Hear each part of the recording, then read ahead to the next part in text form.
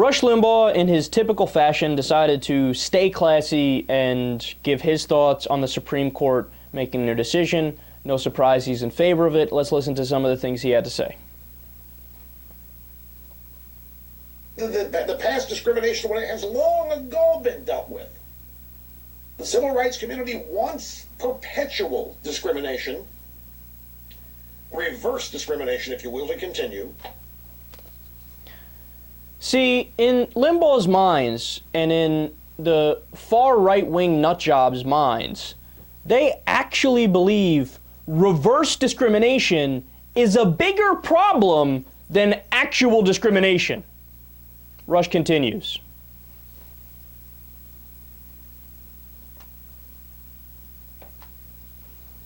Affirmative action was illegitimate in the first place. It simply replaced one discrimination with another. Sort of like, here's how it feels. And that's the crux of the conservative position.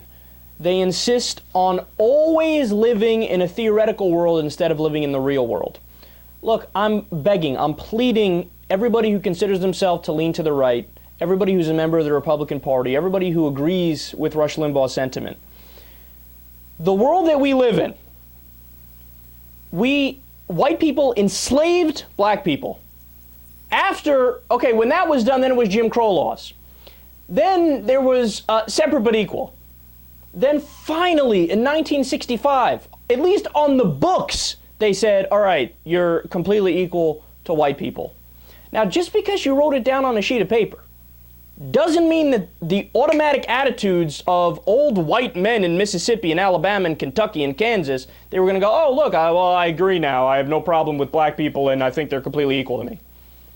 No, there was still a feeling of they're inferior, we're superior, we're going to treat them as such, which is how we had open discrimination. And it's not nearly as bad, but we still have forms of discrimination and racism. I always go back to the same three examples. Number one is the pay gap. Black people make 83 cents to the white person's dollar for the exact same work. Number two is the study where on eBay they would show a white hand holding an iPod, a black hand holding an iPod, all other information equal. The white hand got significantly more hits than the black hand.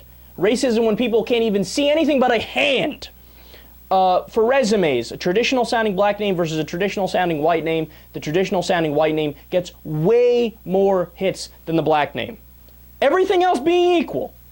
But no, racism doesn't exist anymore. So look, you have to understand, in the real world, if, to make the analogy to a foot race, if it's a 100-yard dash, white people took off, ran 75 yards, turned around and said, all right, black people, you can start running now.